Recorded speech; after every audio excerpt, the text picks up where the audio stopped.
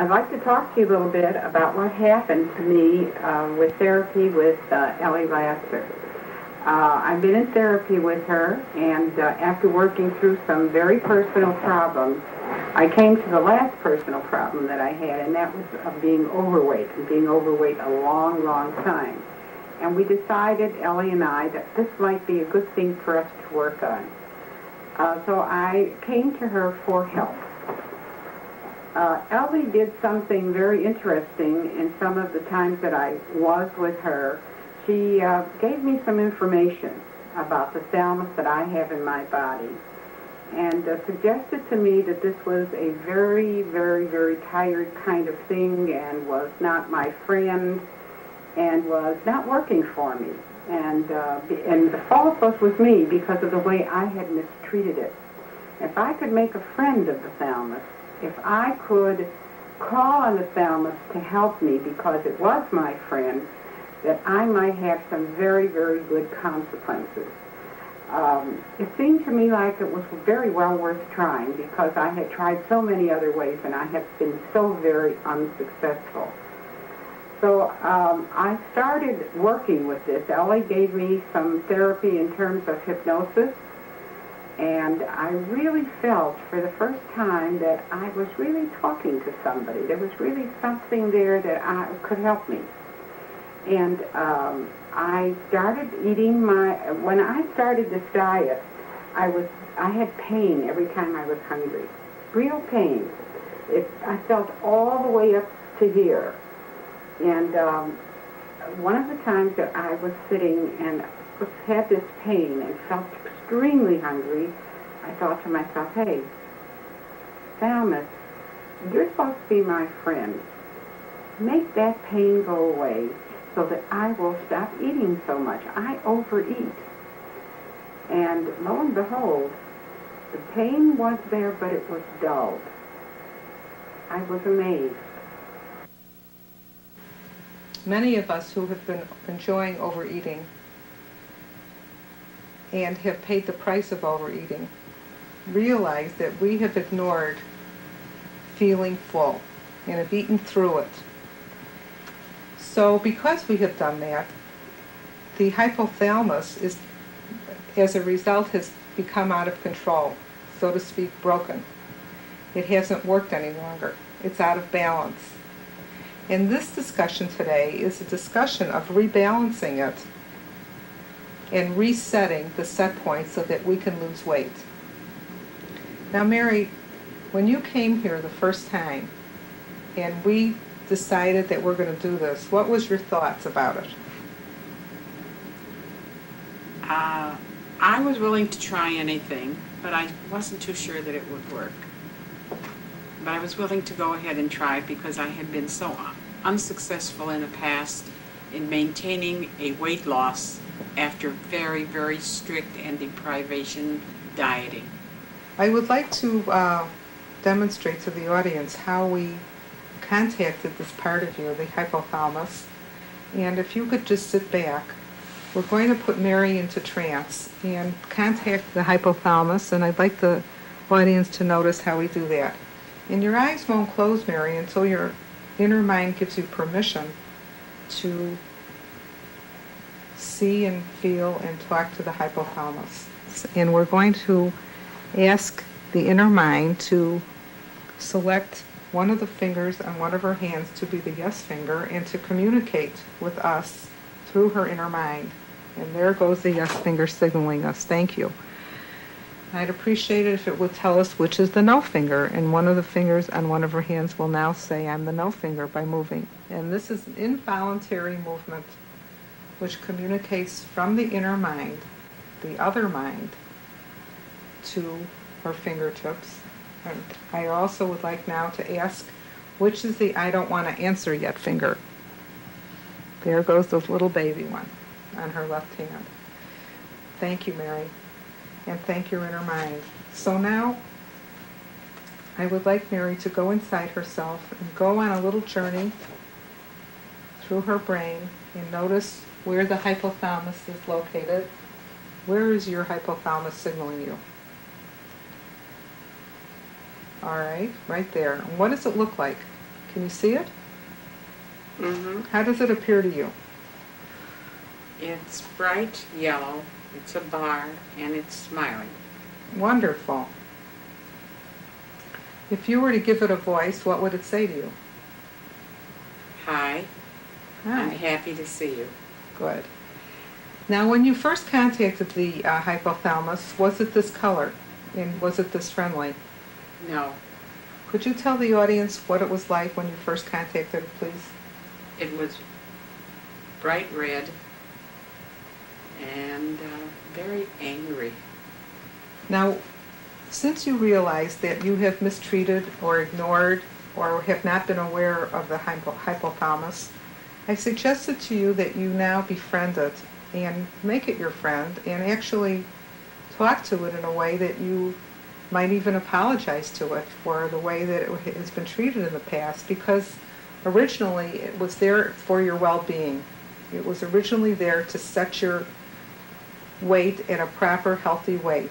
But due to a lot of emotional issues that Mary and I talked over, and she might have eaten through the feeling of fullness. So how did you reset your friendship with the hypothalamus? Reestablish it? We had a therapy session where you put me in touch with it, and I asked it to become my friend, and I asked it to help me to change the way I ate food. And it seemed to me that time that it would, because it started to change color. It became a pale yellow. Right there, that moment. Yes, And that signal meant a lot to you, didn't it? yes. It felt as if the rage had left. Then after we did that, what else did we do? Do you remember? We called upon all the resources within yourself as well to meet the hypothalamus, and we invited them. And they too exchanged ideas and befriended you as a total person. And all Right. those other resources came forward as well to help reset your balance in now. Do you know when you're full now, Mary? Yes, I do. Did you know when you were full before? No. No, I did not. Before, when I ate, it made me feel good. And I just wanted to feel good, so I kept on eating. And the more I ate, the better I felt. Even though there might not have been a need for me to eat anymore. It gave me a feeling of, it filled me up. I felt empty. Now, when I eat, I call on the hypothalamus. And what does it do? It turns off the empty feeling. It's wonderful. And I'm not eating as much, but I feel full. When I was trying to lose weight in the past, I would get a desire to eat, and the feeling that I had, it was a feeling of emptiness that I not only felt down here, I felt it all the way up in my ears, and it was painful. And when I had that feeling, it became necessary for me to eat and fill that up. When I was eating, and I had had some insight and understanding about the hypothalamus, and I had that feeling, I said to the hypothalamus, okay, it's time to help me. Please make that hungry, empty feeling go away. And what happened was I could feel it going down, down, down, down, down. I still could have eaten more, sure, but I was no longer in pain. And I could push that food away and feel full. That's wonderful, Mary. I'm so thrilled for you. It was a wonderful experience, but that wasn't the only thing that happened to me with the hypothalamus. Not only did I change the habits that I had of eating and the way I ate, what I ate, and when I ate, I also did exercise with it. I walk every morning for anywhere from 30 to 40 minutes. I suddenly developed a feeling of well-being that I did not have before. It was as if my whole body had changed. I feel good, I feel outgoing, I'm happy, I'm full of energy. It's a whole different kind of orientation. I am still feeling super. Me and my hypothalamus are just working together terrifically.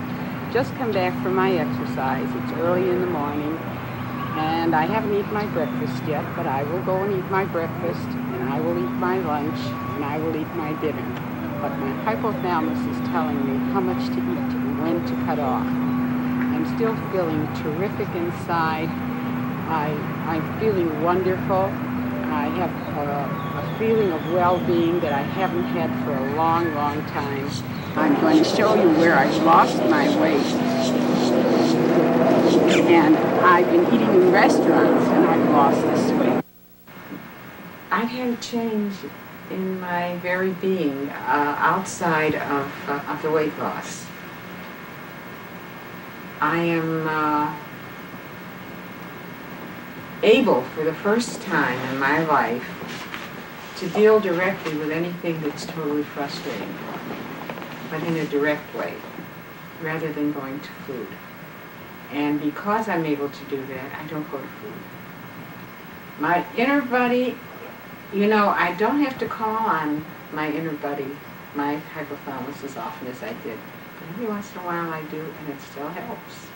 It still makes a difference. It still enables me to quell the hunger pains that I know that I don't have to do with my need for food. In the beginning, I was rather shy even to tell anybody about it because, you know, people look at you a little askance. It's weird. It's a different way. But if people, how are you losing the weight? How are you losing the weight? I said, well, if you want to give me some time and sit down, I'll tell you how I'm losing. And I told them. What did you tell them?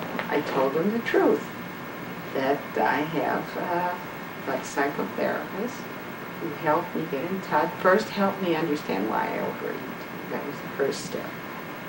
And once I understood that, then she put me in touch with a physical part of my body that would also help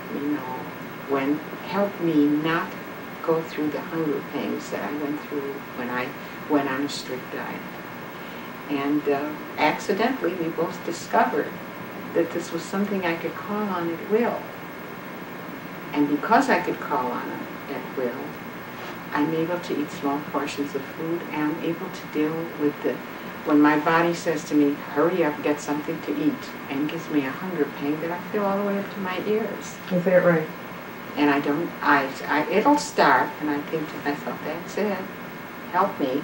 I still do that. Now, whether... That's wonderful. That's the purpose of it. Yeah, I still do that. I said, come on now, quiet me down. I don't really need to eat now. Help me. And the need for food is there. Little hollow feelings are not the pain. Mm-hmm. Not the pain. Mm-hmm. It's not a diet. It's a different way of eating for me. I'm not depriving myself. I'm eating the foods that I enjoy. It's the first time in my life that I really feel that this is really going to be with me for the rest of my life, and I'm going to be able. I must admit I'm not totally convinced. I've taken all my fat clothes, and I'm not giving them away yet. But I think I will eventually. Mm-hmm. I'm storing them. Well, you can have an inner discussion with your hypothalamus. We can do that whenever you're ready. Mm-hmm. And then you'll feel better after you hear what it says to you. And you'll be more convinced because you will use your finger signals, and then you'll understand. I want to tell you something very funny about those finger signals. Sometimes when I'm thinking, they move. They move. And it's when I'm thinking to resolve something. Now, it's not something that it's conscious at all. No, it's an inner. I mean, suddenly this finger moves. Very seldom does this finger move. Your yes finger moves? Yes, and then I know I'm on the right track. Well, that's the purpose of it, so that you can utilize it.